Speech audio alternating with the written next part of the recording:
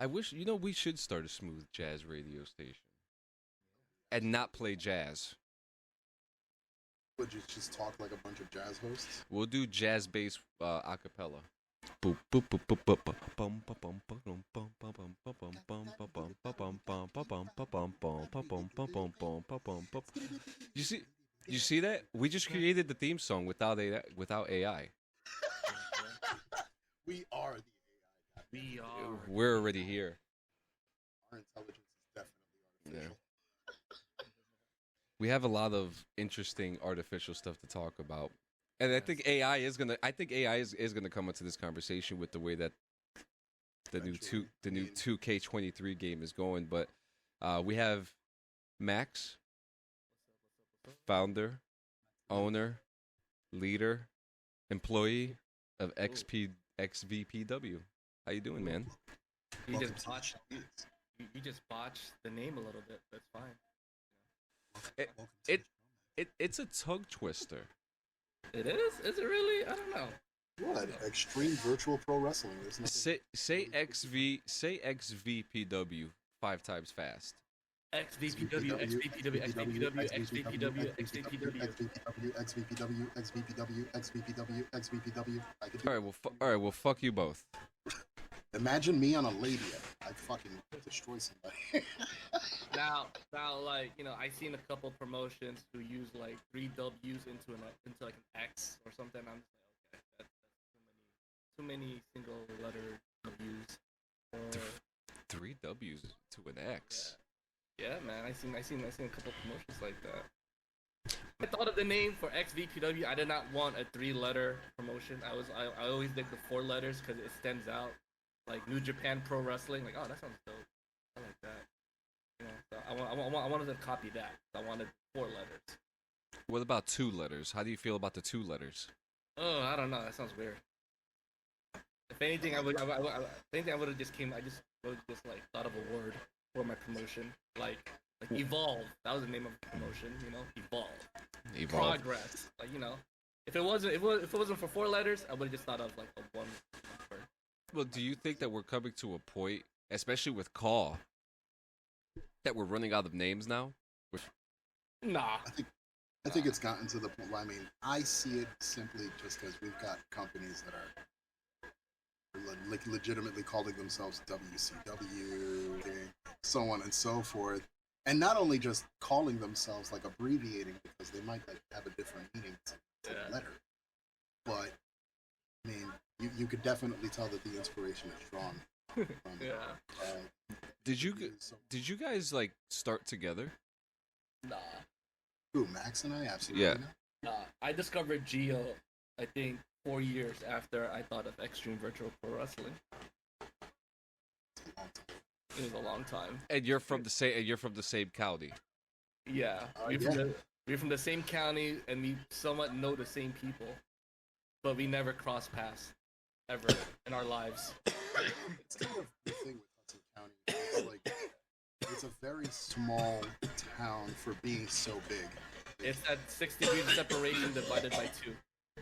Yeah, that's one way to look at it. Absolutely. Yeah. But XVPW started. Well, I would say started. The mindset of it was in 2014, where I believe. No, was it 2014? Oh no, I'm sorry.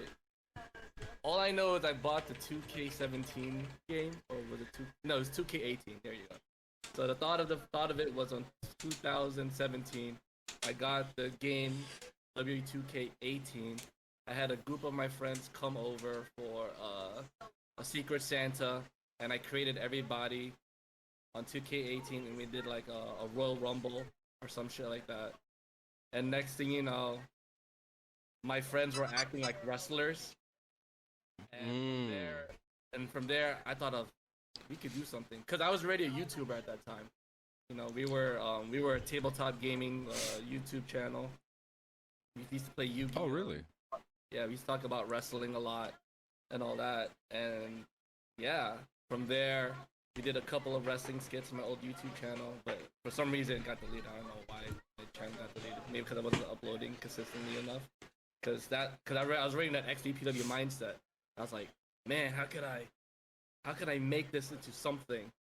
So me and my friends were acting like wrestlers. We cut up promos against each other, and then came the birth of Extreme Virtual Pro Wrestling. We did like 6 episodes, you know, and Interesting. yeah, Yes. from there, I think when I uploaded the first episode, it caught like wildfire. From there, I think that's where a lot of people were messaging me on Facebook, or people who I didn't know, saying, "Yo, this is great.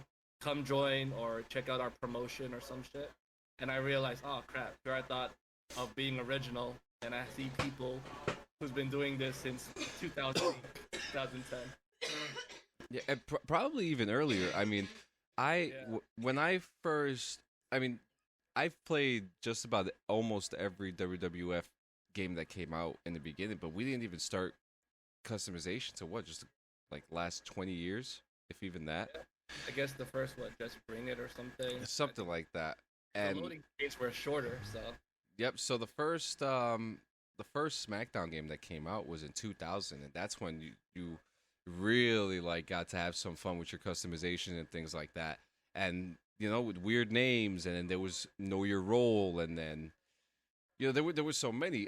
But I think even like for me, I didn't really start like really customizing my character until maybe around the same time when they really did something about the customizations. Um, I know Geo, he would play all the time.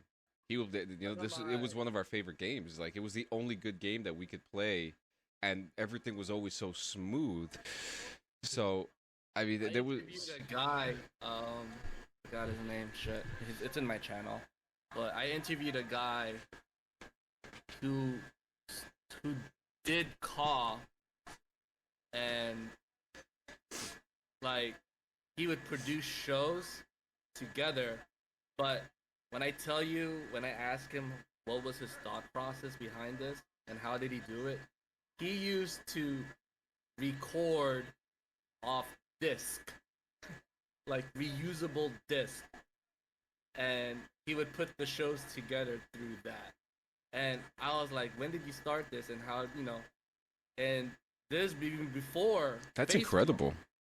he would go to forums, and that's how people would come together in his roster. So forums, not even MySpace, not even Facebook. This guy was in the UK creating shows, call shows, and he would like legit go to forums to recruit people. So there's people who've been doing call during what 2000 During the DVD era. Yeah, because you would edit shows, like, because people didn't have softwares, especially good softwares at that most. So he would edit them through disc, which is really interesting. That is so interesting, especially with how because I think right now we're in the digital era now. Everything is digital. We have Everything's digital. you can pay $300 and you can have the means of a whole the basic means of a studio in the palm of your hand. Yeah. So I after studying a lot of different core companies, I've noticed that you are the only one that really has like an independent feel to it, a more underground pro wrestling guerrilla style show compared to the big arena shows. And Geo, add on to this, like it's almost every company. And talk shit if you want to. You could call them out because there are and it's not to talk shit, but kind of like educate them on what to do, because some of these shows I look at, I'm just like, this is a little ridiculous. How can we make this a little more grounded? So and I guess I'll date back to when. So the first season of Extreme Virtual Pro Wrestling was just me and my friends, right? And we just did it for the bullshit of the fun of it, And when I discovered that there was more people, or there was a big community behind this, I was like, oh, this is pretty cool. But then a lot of people wanted a season 2. Me and my friends, we just did it for the fun of it, but we got so much good good responses from people in the community. And I'm just like, all right, guys, do you want to do like a season 2? Then that's when I went full deep into it. Like, okay, how can we stand out from these guys who's been doing it for years? For years, So outside of legit showing ourselves in front of camera, the whole I implemented green screen so we can put ourselves into it. You know, I started learning more about HLR. 'Cause I remember during that process, like, what the hell is this? Why did I do this? You Yeah, know, and or for those I didn't know. and for those not listening, what is HLR? So HLR is basically it's called highlight reel. It's an option in the game where it doesn't show the HUD or nothing. So it's an option where you save the last 35 or 45 seconds of your in-game gameplay and you go into the game and you pick your camera angles and stuff like that. So you're basically a film crew in the game.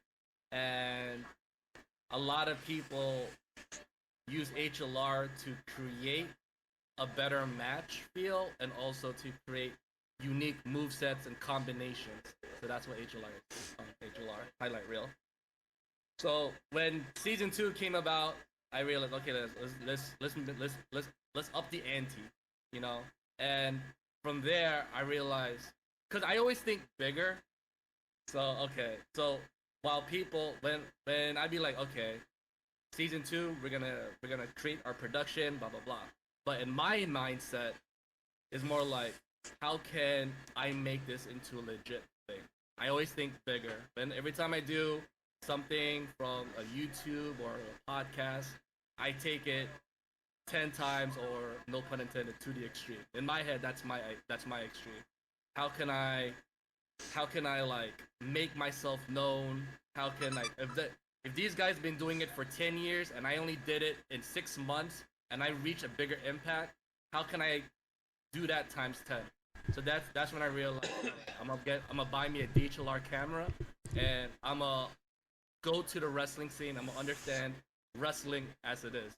I'm not a professional wrestler, but I can cheat my way into getting into the business the same way how Jim Cornette, Paul Heyman got into it. They started off as Yeah, I want to talk about that. So let's pause with the cost stuff real quick. How did you get into wrestling? Period. Like how like you said you got into photography. What's the story there? Oh, so that exactly. This all relates to it. I learned how to YouTube. I learned how to use a camera. So I got me a DHLR camera on the process of going into season 2 of Extreme Virtual Pro Wrestling, and I got me a Canon G7X and a 90D, Canon 90D DHLR. So I went into wrestling promotions, one of them being Capital Wrestling and Pro Wrestling Magic, and I was both great promotions too. Yeah, I was legit taking photography. I was taking photos of pro wrestlers, and I was understanding the wrestling scene. So that's all of this is because of Extreme Virtual Pro Wrestling Season 2. I went to a couple of wrestling shows. I got to learn the business. You know, I got to learn to go into a locker room, understand locker room talk. I got to understand, or like, you know, learning about times, about match cards. I was legit helping around with not only doing photography, because if you learn photography, you can learn videography in less than a week. Yeah, I agree with that. I got to learn learning the hard cam. Yeah, I got to learn the hard cam. I got to understand how wrestlers put their matches together. And all of this, I'm taking it all in and soaking it all in, because if I ever did a season 3 of Extreme Virtual Pro Wrestling, or the last show or the last 2 shows leading to a pay-per-view, I want to show my progression as being a promoter, match booker, producer, HLR guy, because I'm learning all of these things and I'm gonna implement it into my fucking show. Because the end goal was always XVPW. I didn't get into pro wrestling because I want to know pro wrestling. I got into pro wrestling because I want to make my shows better than these other promotions. That's really cool, and that's a very interesting perspective, because like I know Gio physically trained. I physically trained for a short time, and you know we wanted to get into the industry to actually be performers. Whereas you're coming in to learn the industry in a different light, so you could make more immersion to your content. Yeah. So when Yeah. you go like in the tri-state scene of the tri-state indie scene, basically we call it the Mecca now, which is the Knights of Columbus, Richfield, Pro Wrestling Magic. People who knows Pro Wrestling Magic, who knows Capital Wrestling and HOG and whatnot. Those three big names, because I won't consider Game Changer Wrestling indies because they're more statewide now. But those three promotions knows about Extreme Virtual Pro Wrestling because Yeah. they know me as, oh, that's that XVPW guy. You should check out his shit, you know. Or these are the guys who I interview or get like shout outs and all that stuff. Yeah, the little People who clips. work- like you know, yeah. For people who work behind the scenes and whatnot, they know me as XVPW guy, you know, because I'm always constantly plugging my show in. Or if I get like a little bit of a commercial, I will always plug it in. That's what they know me as, you know. Because I told them like, hey, come check this out, you know. Because you know you want to be something like you want to be proud of what you do. So Absolutely. plug it in, you know, you're not gonna plug in something that's shitty, you know. So if you're proud of your work, then like, all right, I'm gonna plug it in. You know? So Pro Wrestling Magic, I believe it to be one of the best promotions in New Jersey. Steve Off is the owner. That's basically his ring. Yeah, yeah. If you see that ring at Knights of Columbus, that's Steve Off's ring. It's legit under the stage, and he books everything there. That's the guy great. who set that up is Bruno. Lou Bruno. Bruno. Lou Bruno, big shout out to Lou Bruno. I actually have his mask right over there, his original mask. Me and Gio have actually talked about bringing him on. He's actually one. You know, I love Lou. I love Lou. He's for the fan base. He's you know, he's very talented. I love the guy, and I really hope to see. He's a very hard worker, and I hope to see much success for him. Yeah, he's a great guy. Really knows the business. I learned a lot from him too. It's actually thanks to him I know how to set up a ring by myself, even though I don't have like the capacity to like hold on it like those 2x4s. He taught me how to set up a ring. Mikey McKenjo, a huge part of the Pro Wrestling Magic scene. He's basically training and whatnot, and he also sets up the ring at Knights of Columbus. You know, those guys put in work. That's the reason why I got into it. Is because I enjoy the wrestling culture, and I use those type of stories and styles to be in XVPW. You know, because many people they know how to put together a car show, but I know how to produce a wrestling show. There's a big difference behind that. You know, when you have so much knowledge of like forcing yourself to listen to 20 million different types of podcasts, not just reaction shows or review shows, but really understand the business, then it makes you stand out more than the others because they're gonna ask you, oh, what was your mindset behind this? Well, I listened to 20 different types of podcasts, so everybody said the same shit. So now I'm gonna be like, okay, yeah, I understand now why this goes here and why this match is supposed to be here and why this match did not do great, so let's put it in this slot. You know? Yeah, I like that. Yeah. I do want to ask what were some of your, because Pro Wrestling Magic, you know, it's very indie, but at the same time they've had some very big names. I've seen Keith Lee and Cody Rhodes there. Oh yeah. You know, so what were some matches that really stick to your head from Pro Wrestling Magic that you consider to be some of the best ones? My favorite match, the one that really stuck out, is actually not one of the big names, but if you're really big into indie wrestling, then you probably know this big name. It's Dan Maff versus Pinky Sanchez. Oh yeah. Oh yeah. Because Big Danny. Is that the one where he threw Pinky on the wall? well, there's a lot of matches, but I guess if you're really, because I was heavily into the pro wrestling matches. Those two go Why? hard, man. Yeah, the reason why I like that match is because when I first started, Pinky was on the rise and whatnot. So Sanchez. yeah, and Sanchez was on the rise, and I knew about Not Dan related. Maff. I knew that Not Dan Maff because I knew about Dan Maff because of WrestlePro. So when the reason why I was so invested into that match because as a photographer, I was there almost every month and whatnot. So I get to see the growth of a guy who's on the come up versus a guy who's a legend. So seeing the match play out and seeing them wrestle go at it for like the whole entire year was actually pretty cool. And I think that's the reason why it stand out to me. And seeing Pinky advance his moveset was actually pretty cool. I think, I've seen it. and, He very cool guy. He's actually Pinky. Pinky's actually well acquainted with with many people in Hudson County. And Yeah. he's another guy that I really enjoy his work. You know, because he gets a rise out of people, but at the same time, he knows what works. He knows what gets people talking, and Another one of my boys I'd like to shout out, Rick Cross. oh yeah, Ev- yeah, Ev- exactly. Little homie. And that's actually my number 2 favorite match is actually That is my Everett homeboy. Cross. I fucking love that kid.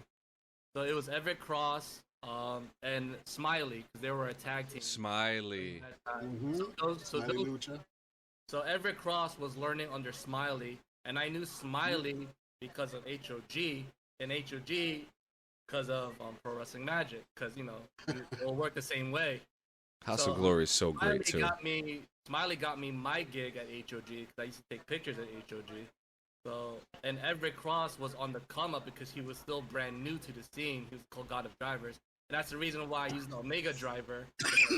Dude, that moveset. kid innovated the whole pile driver. Like he took that pile He did. driver stint and wrote it. Now that's the wrestler who usually wears like the striped pants, right? Yeah. Long, Yeah, long. He's got like a medium to long black hair. Yeah, I remember him. Yeah, I try. Dude, that kid. He's great. He rose fast though. Like he was a quick rise. I know he's a fan favorite. People love him. Yeah. I look at some of these indie wrestlers. Like one of my favorite, my favorite indie, my favorite Pro Wrestling Magic match was EC Negro and JT Dunn, and that was for the Pro Wrestling Magic Championship, and that was actually a really cool match for me because that was the first time I've been in an indie space before. Oh yeah. That was the very first time. It was Pro Wrestling Magic. That was my first because I just went to WWE shows, but when I came back to New Jersey, me and my wife went to Pro Wrestling Magic shows and WrestlePro as well. And the reason why a lot of people are using that venue now is because of the New Jersey state laws of sports recreation. Tell me about that. What is the new law?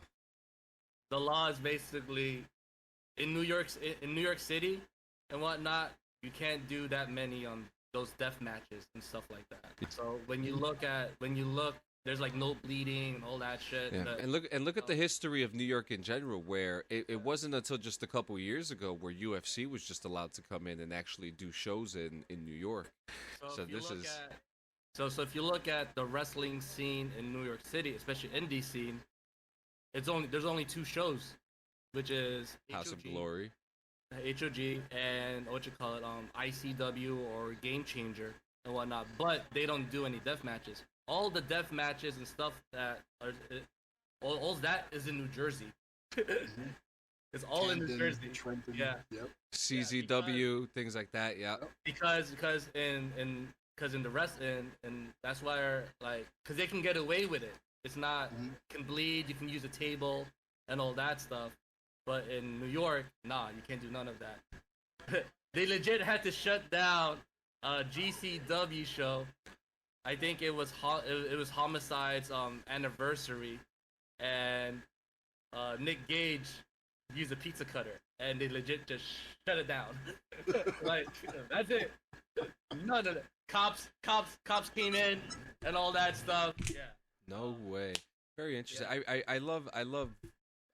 I feel like the indie scene has such a passionate crowd now. There was some mishaps a couple years ago, like it happens every year, but the indie wrestling scene is back in action, especially after COVID.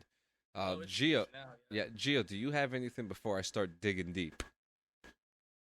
No, I'm good, dude. This is all Max right now, puppy. I'm just. Oh yeah, that's what. Hey, that's what you were hired for. That's what you were hired for. Chime in when Which, I need to. which guys, for those who don't know, Gio is now my permanent compatriot here. So I get lost. I get lost in my own fuck over here. Yeah, on the side he's- until I gotta chime in. he's not a Jamie.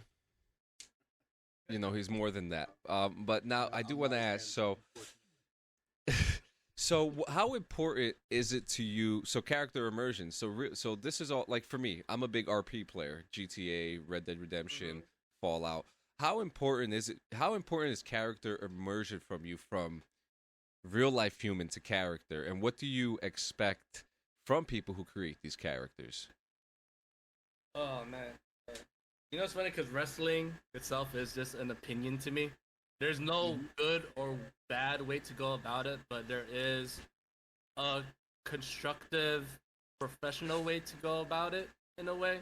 You know, I'm never gonna tell a person, "Hey, you should fix this character up because it's not going over." I can make anything basically go over if you have a person with a good direction and a good mentality of what you do. You know, I made an example. Gio can back me up on this. We had a boy named Christian Maniac, right? That's the first time I worked with a guy who gets stage fright.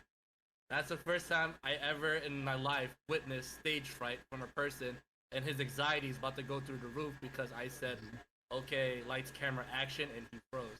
So I never worked with that before. So I'm like, then Gio was like, "Here's a guy in Instagram who has to post only one picture, and he gets that many views," and I'm like, "How can I work with that? People clearly like this guy. How can I make Clearly. him go over in XVPW?" And I realized, okay, let me study some footage, or let me study people who don't really talk much on the mic, but it's what their looks that get them over. And that's when I learned about Orange Cassidy and what you call it, Dexter Loomis. Two guys who are quiet but are able to go over. And that's why I made, and that's when you see Christian Maniac, and Gio has seen it first glance because he witnessed the XVPW experience, where I'm able to work with a guy and say, "Hey, we're gonna make, if that can go over, we're gonna make this 10 times go over," and it worked. People are like, "Oh, I like this," and it worked, and it made Maniac 10 times over than he really is. You know, because That's great.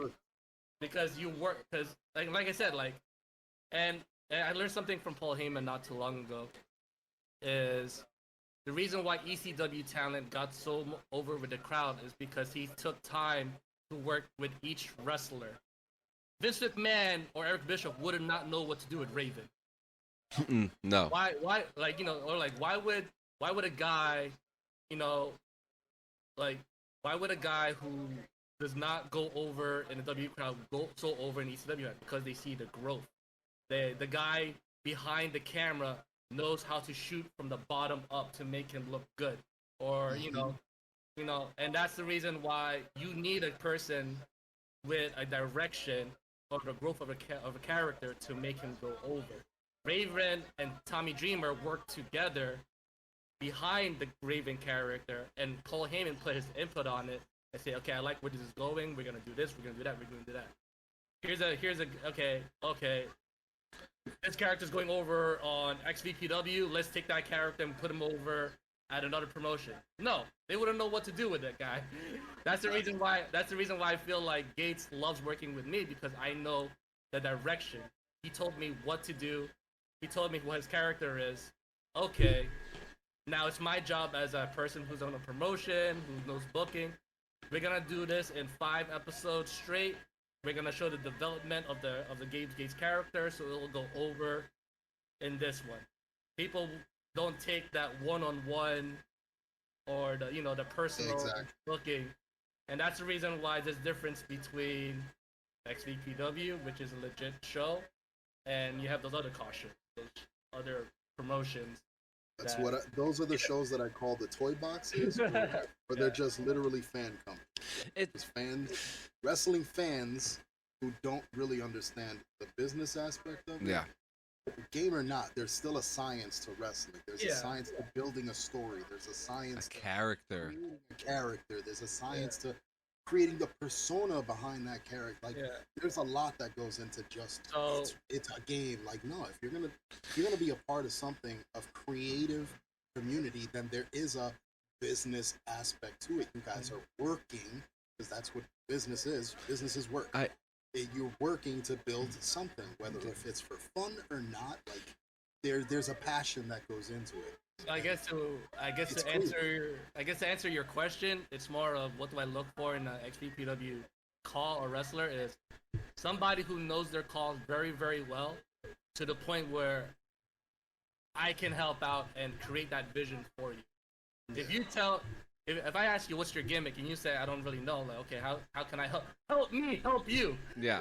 You know. It's like, What are your interests? Do you like poker? Do you like fishing? You know. yeah. You know, some guys can't even answer that. They say, "Oh, I like Will Ospreay." I'm a bad guy. Like I'm a bad guy. That's it. I'm a heel. bad Okay, man. Heel are you? It's like, It's like tell me your story. What's about? Oh, I like Will Ospreay. I like AJ Styles. I like the Young Bucks. Okay, but that's them. Who are you? You know, what's your story? You know, when me and Gabe shot for the first time, I was like, okay, I want to tell this story of like, you know, you working your way to get an XVPW contract. That's the first 5 episodes. Boom. All right, so now we have a good backstory. Who's Gabe Gates? Boom. It's a guy Who's earned his X? way- Oh, X You know, is like good. no, yeah, you know, like who are it's incredible. It really is incredible. Keep going, man. I'm sorry. Oh no, that's fine. Cause like that's the way I booked Gates for the first 4 episodes. It's like okay, people in IG know who Gabe Gates is, but people in XVPW don't know who Gabe Gates is. So I'm gonna tell a story of 5 episodes of Gabe Gates earning his way to Extreme Virtual Pro Wrestling, where he fights like these wrestlers, and next thing you know, the president's like, you know, it's okay, I guess, but here's your money. Okay, bye. Then Gabe was like, oh wait, no, give me one more shot, you know, and boom, he fights Christopher Daniels. And Which now that's another thing I have to talk about. I think so. You've had Christopher Daniels. You've had just recent. Oh wait, I don't want to spoil that one if that hasn't come out yet. The Brian? No, people already know who Brian is. no. Yeah. Rob Van Dam. Yeah, Okay, yeah. So you just got Rob Van Dam. You have Christopher Daniels, Joey Janela. So what's the process of getting these guys to give just a small shout out like that? And are you now? This is something I've always been curious about, and I've never actually asked you. Do you need permission from them to use their character in these like legacy fights, like Gabriel Gates versus Rob Van Dam? No, it's more of that's the theme behind XVPW. It's basically extreme virtual pro wrestling. Pro meaning Virtual. professional. So if you the pro is the most important part of XVPW because you gotta have a professional product in order to show somebody like a Daniels or Rob Van Dam, hey, this is what I do. You know, I'm really big into the scene. And, you know, can you mind, like, you know, doing a promo or delivering a shout out? Yeah, sure. You know? That is so cool because you've had really big basically names. It's basically a hustle grind mentality of what I do. Now, do you do promos against them? Is that something that happens every now and then? Yeah. Sometimes I'll get like, let's say me or somebody. Like, Didn't Gio do one against Christopher Daniels? Didn't you do a promo against him? And he did it back, right? Yeah. Well, he cut a promo on me first initially. As all like throughout my journey so far, like it was pretty much like Max like, gave me these surprise opponents. Like he was just throwing guys at my character like crazy, and I had no idea who they were. So I would always respond after the fact. So once they cut on me, I had to respond like shit. So you're doing promos with these bigger names like Ring of Honor guys, and how did that make you feel? You know, Honestly, you have Christopher Daniels saying Gabriel Gates this and that. Like, you know, that's pretty cool. no, it's awesome, which is why I also like working with Max, is because, like, again, you mentioned before, like, I had the training.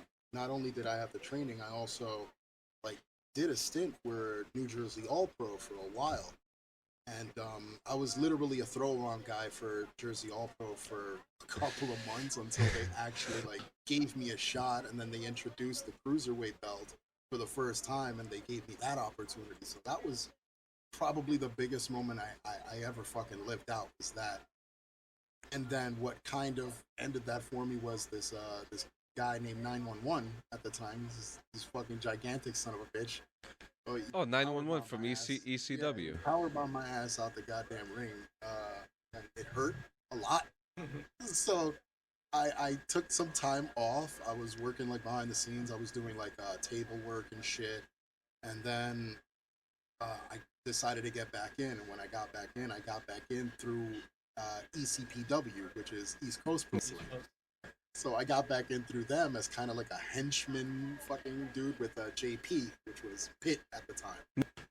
But yeah, dude, like working that whole stint and then being able to work with like guys like this, even though Gabriel Gates is, you know, that's a game character that uses my face. That's But still who, still recognized. yeah, absolutely. And what made it recognizable is just my dedication to. I'm devoted to kayfabe. Kayfabe is a thing in wrestling that we consider religion. Like, that's something that I was taught once I walked in through the fucking training center. Ace Academy, they were like, "Do you know what the fuck kayfabe is?" I said, "God, no." And they ripped me a new one and fucking ran me through the ringer for that shit. And I had to learn. Like, I had to learn how to like really be able to separate the character from, you know, the personal, my personal life. And that's really a lot of the challenge with Call, is there's some people that don't understand it. There's some people that get into it as fans that don't really get the grasp of what kayfabe is, so they get lost in like the character's emotion and start expressing personal through the like. It's a really fucking weird ass world, but like every gaming community, there's always that lot. There's always that bunch. It is very cool. I mean, I'm looking at so you have over 1,000 subscribers, and that's actually really good. And you know, And it's just for that too, which is pretty cool. Like, I know people who have channels that upload stuff that's not really related to that thing. All that is because of like 6 years and plus of just doing that. And I'm like, you know what? That's pretty cool. yeah, I really do enjoy the content that you have made. I mean, you bring together a video game and real life into one with green screens and character immersion. So it brings me to this: you have all these different personalities together, right? What do you mean? Like different people, you know, constantly Yeah. constantly communicating with each other. You know, how, you know, when does the drama? How long does it take for the drama to set in? You know what? You know, these are, because you know people sometimes misconstrue the role play for real life sometimes. So Funny enough, it was not too long ago till I experienced my first drama. But besides that, nah, I never had that issue whatsoever. That's good. It's more of, I worked with the right people, and now it's like, okay, you know, because everybody's gonna deal with that some way, some shape or form. You know, Vince McMahon dealt with that with Shawn and Brett. You know, so I learned that people join XVPW because they want to be part of something special, not because it's the hottest new thing or whatnot. It's, they really want to be part of it. I learned that through Gio. Was it you who messaged me first, or did I message you first? I do not know. But all I know is Gio really wanted to be in it because he really liked it, and I'm like, all right, you know. And I learned that, found out that he lived in Jersey City. So okay, you know. I just when I got into watching the product, I was introduced to the product by Christian Maniac. He's the one that put me on. And when I watched the product, the first thing that like caught my attention was just how each character had a story to tell on the show, and they were able to like get their shine. And you really didn't see the titles do shit. Like the titles really don't mean anything. No, it really doesn't. It's all part of the story. It's the story that really makes the characters. It really makes the company what it is. Like what he calls the XVPW experience is the filming. Like you know, going through that experience, going there that first Sunday, actually acting out the character, and you know, talking as the character, like you're portraying it. Like it's something that, as somebody who lost the ability to be in a ring, like this is the next best thing because I could still do what I love. I could still have a camera on me and portray something that I'm hoping to sell. Like that's the whole purpose of the Gabriel Gates character in general. I'm selling a fucking tyrant. I'm selling you that this guy is a legitimate asshole. That's his fucking job. Like, that's it. That's his whole and that's funny because like even like when I make my character, like I've made so many changes to him which I have to upload for him today. I put a party shirt on him because I have like 30 party shirts at home. And if I were and if I ever had to film in person, I could bring a party shirt with me, you know? Yeah. You know, what Gio said is absolutely right. Is because I will never explain that. You know, I only did it once, which was yesterday.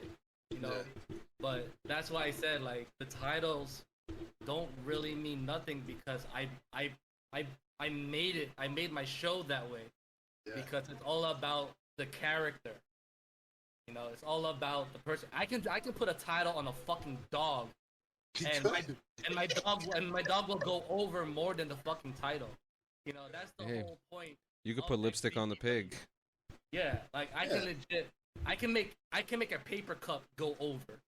If I can make a person who does not speak go over, you can only imagine what will mean when I put that title on the person. Yeah. Because that's the whole point of XVPW. It's more of the character and the story, which I feel is what's lacking in this community in general. Yeah. It's more like there is no stories because people always jump ship, leave, or whatnot, so it's hard to tell a continuous story. But luckily enough, knock on wood, I have a really good roster who loves what I do to the point where, hey, I don't mind waiting. I love this story shit. You know, I want to see it play out because I booked it that way. I planned it that way. Yeah, I do have a plan A, B, C, all the way up to Z. But I always stuck with plan A because none of these guys fucking jumped ship or left. You know? And that's the whole point behind it is I'm all about the story. I like to see the story play out, you know? Cool. I have just a couple more questions and we'll be done. This is going to be an exclusive, all right? Are you ready? Is XVPW a paid subscription? No. Never. Why, you know, I don't know where it came from. You know? I heard about it. Yeah, it's probably one of the most ridiculous things I've ever heard in my life because we're all broke. You want to know? You want something more ridiculous? Let's hear it. It's the other way around. What do you mean? When you're at XVPW, you get paid. Really? Yeah. What, like do YouTube residuals? No. Funny enough, I never monetized XVPW. Really? Caves can back it up because he received a good decent amount of money. So this is something that you can put on your resume as like an acting credential of some sort. Yeah. Yeah. That's incredible, actually. You hear that? You hear that, folks? So kayfabe wise, you will get paid in XVPW, but not kayfabe wise. It's more of thank you for putting your time, amount of energy, sweat, all that shit. Here you go. If I'm paying Brian Pillman Jr., Daniels, Kid Bandit, and whatnot, why don't I pay my roster too? That was my mindset behind it. It's more like, Interesting. hey, you did all this and all that shit. You know, you never left. You did this, and all of them will tell me, yo, you don't need to pay me. You don't need to pay me. I do this for fun. No. This is fun, but also you put in your time and effort. Here you go. I respect it, man. As a producer, I respect a lot, and I should start taking tips. Yeah. But you know, And I have a feeling the only reason why I heard that, which was not too long ago, is you have to pay and whatnot, is because again, the look of the fucking product and the look of the theme behind it and everything is what, and that's the reason why I feel a lot of people are so scared, to join in a way, because it is an overwhelming type of thing where you look at that and you don't have the confidence to be like, damn. And it's like, nuts because it's not like you don't get applications. You get a lot of like people. Well, it's not even the applications. What you get is messages. Are you hiring? Or are you guys looking for people? And it's like, like what you said yesterday, we're always looking for people. It's just a matter of, can you get in front of a fucking camera? Can you cut a promo as your character? Like, if not, we'll find ways to make it work, but you have to give us something to fucking work with. Yeah. Nobody has the balls to do that. Like, and then they'll give us the runaround. I love that one. Oh, I'll get it to you tonight. And then 3 months later, hey, you guys hiring still? Motherfucker, I'm still waiting on your promo. Like, yeah. Like I have to admit, it's legit. Once you break that confidence barrier, once you break that little shell of yours that a lot of people in the community don't really have, it's like, yeah, you have enough confidence to talk shit behind the keyboard, but can you do it? Can you do it in front of a camera?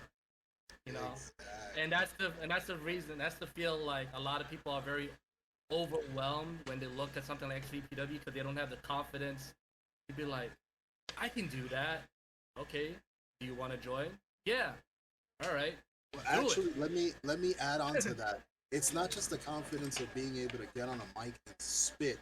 It's also the confidence of staying in character, keeping it in context with what you're trying to convey out of the conversation. You're leading up to a feud. Okay, then you got to talk about why you're leading up to that feud. What's getting up to that feud? I hate when people take that chance and they go off the rail and they're like, nah, you're just a bitch, or like, nah, you're just a bit. Like, when they go that way, it's like, all right, like, this is no longer a promo now. Now you're just talking shit to talk shit. Like, dude, give me something to work with again. and that's the funny part is too, to piggyback off that is okay, you're an XVPW. You got the 2 promos asked for. Okay. Now let's see you work with this person and you go back and forth. I need this by Friday. Here's this line, here's this line, here's this line. Nail your cue. Because that's the also part of XVPW. Okay. It's more than just promo here, send it to me. Okay. Yeah, let's wait a while. No.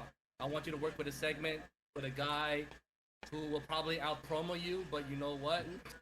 It's like that. That's the work part behind it. It's more okay. Nail your cue. I need this under 5 minutes. Can you do that for me? Don't bitch it. Don't bitch at me now. That's the whole thing. Like, okay, boom, boom, boom. 5 segments. Can you work with a segment? If you can't do a segment, all right. Why did you join? You saw the product. You saw what I deliver. You know what I'm expecting out of you now. So there's layers behind it. That's not many people can do that in call. Now, with the quality of your work, and I will say you have really good quality. I've said it a few times, like, you probably, in fact, in my opinion, from what I've seen, from what I actively watch, you have the best call show out there right now. So I'm very honored to have you here, even though, we're all friends here. But that's the point of the show, clean and friends, right? But my question, the next question that I have, do you think that this would be a good platform for independent wrestlers like Lou Bruno or JT Dunn and Everett Cross to be a part of XVPW to for them to be promoted in their craft? Do you think it's a good transition for them? Have they come or has anyone come to talk to you to be a part of it? I have a couple of guys, but most of the time, like, would it benefit them? It's another platform, but will it be successful for them? No, not really. You know, this is just a good place to. It's another alternative for them. You know, but the only people who will benefit off is people like me, Gabe. You know, if you want to, like I always say, like if you want to have a good time, you know, something new, especially video game related, that this is cool for them. But with like an Everett Cross, nah, not really. Not unless he wants to work segments and all that stuff. I had a guy, he's still an XVPW, Sir Wilkins. He's from the Jobbeteers podcast and whatnot. He's an XVPW, and he loves what I do. What's the name of that podcast? The Jobbeteers podcast. Very well-known tri-state independent wrestling podcast. They talk about outside of they talk about WWE and all that stuff, but they're also trained wrestlers. That's not the one with Dre 41, is it? No. If you look up Sir Wilkins, he's probably the head guy, and his brother, his name is Mr. Black. He's a referee at the Fallout Shelter. He's also a trained wrestler. Oh yeah, I see him now. I know. Okay, there it is. Yep. Yeah. So he's part of XVPW, and he likes what I do because him and I have the same hustle grind mindset. Yeah. And he's the one that also advertised XVPW. Every time I see him at an HOG show, he'll give me a shout out. All that stuff. Because that's why I say XVPW is more than just a typical talk show, because we're not only we have independent wrestlers and all that stuff, but we work with people who are in the wrestling scene, from podcasters, who do shirts, whatever, the whole nine, that hustle grind mentality. Artists like Geo. Yeah, artists like Geo, So, and I had, and I go out my way to meet with these people, to talk to them, to advertise XVPW, I worked with comedians before, in XVPW. I worked with people who are DJs, and all that stuff, or all different nerdom. Walks of life. Yeah, like Nerdum podcast. Like, and also it's a cool opportunity for like guys who either don't or can't get into physical professional wrestling. It gives them an opportunity to kind of live out their dream. In a way, and I think that's very special, especially people who have the imagination span for it, because that's what it's all about, imagination, isn't it? The reason why I have that mentality is because like I said, I think bigger than what normal people think. Like okay, I'm gonna do a cause show. Let me just get a bunch of these cause. All right, that's the box mentality. My mentality is I'm in a wrestling scene. Okay, let me work with wrestling content creators, because that's in YouTube. If you realize, a lot of people do a lot of collaborative stuff to get known, right? You have this one Twitch streamer who will stream at another person's platform to another person's platform to grow their shit. So, in my mentality is, if I work with Sir Wilkins from the Jobbeteers podcast, I get his following, right? Now, if Sir Wilkins is in XVPW, I get his following because he'll promote it. It's the reason why I have 1,000 subscribers. If I work with a person who owns like a nerd podcast to showcase him in XVPW, all right, I get that following and this following. It's like the same thing in wrestling. One wrestler is not gonna just perform in one independent show.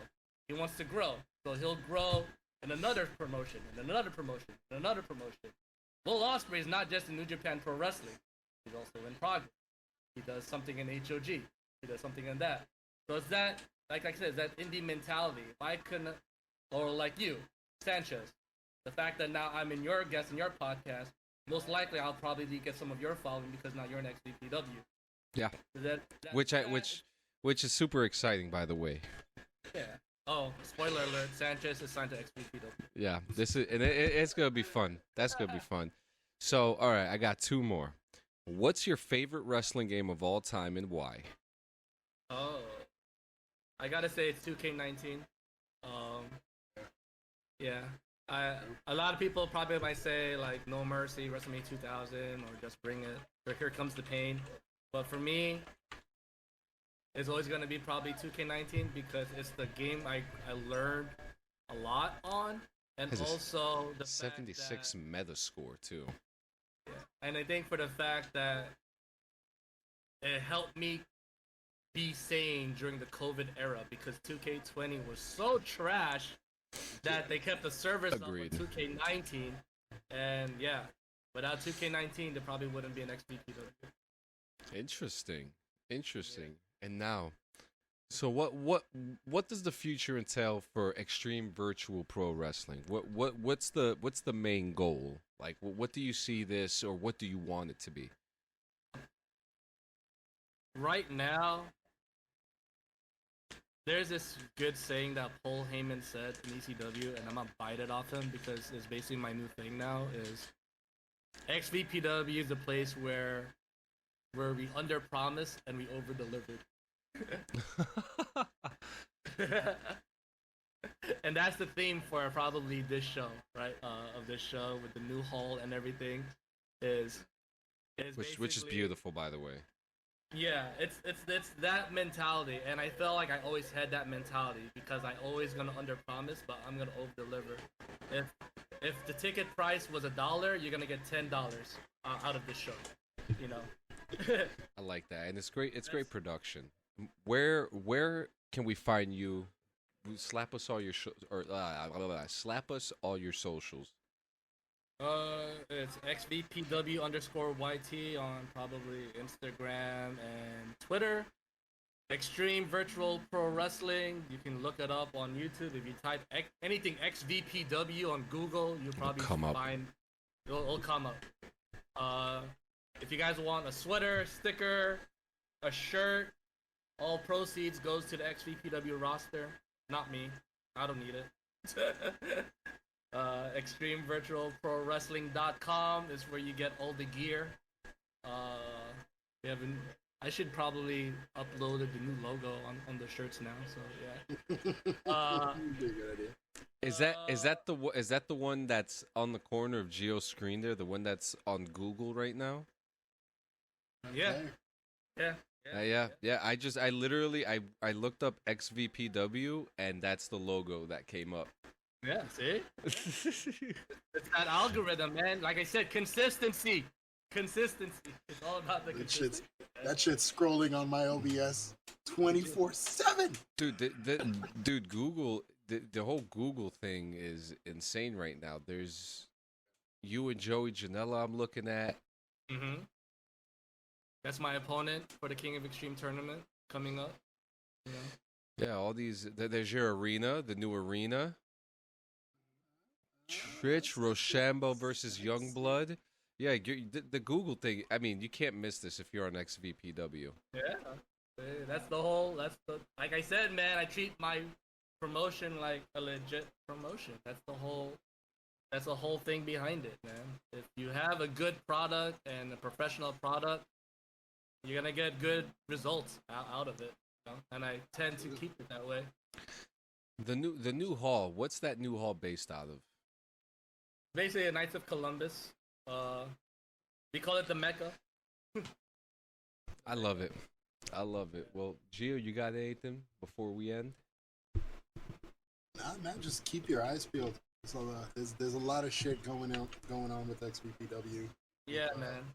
I'm loving the direction it's going now because it's branching from just a wrestling show to a full-on showcase with wrestling.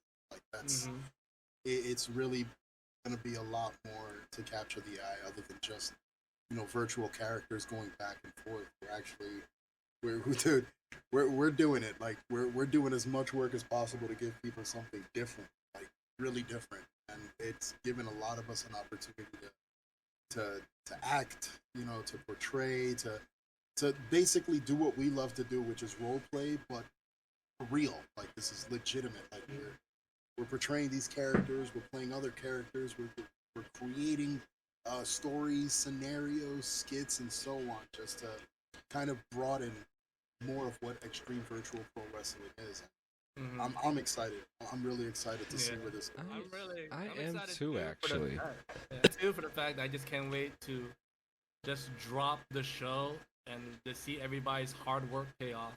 That's really about, you know, that's I think that's the, like I said, it's the XVPW experience, man. That's really about, you know, it's more like, because we knew what we went to get this done, you know. Not many people can say that, you know, especially in a car show. In a car show, it's more of, hey, here's this highlight reel. You didn't really do much. It was all me. That's basically about it, you know. Unless a person did a show and that, hey, that's my car, you know, like, oh, that's my car. It's like that's all they have to do with that's it. all Like, that's all they have to say. It's the person who did everything behind that. But now, for me, I can say, hey, that's Gio's car. I remember doing that match, but Gio did really dope in this fucking segment that we just aired. You know, that's where I'm proud of. Cause that's where I'm proud to say. We went all the way over here in the middle of the night You know? to film in the freezing cold with a cool view, but we did it take after take to get this done. All to get it done on location or in front of a green screen. Look authentic, to give it a look that nobody else has. Nobody else has. It's like more the reason to me say, hey, this is the reason why I signed this person. It's not the reason why I signed this call. It's the reason why I signed Gio. The reason why I signed Sanchez. I didn't sign Sanchez's call. I signed Sanchez. I signed JF. Fully binding agreement. The same way that he signed Rob Van Dam. The same way that he signed.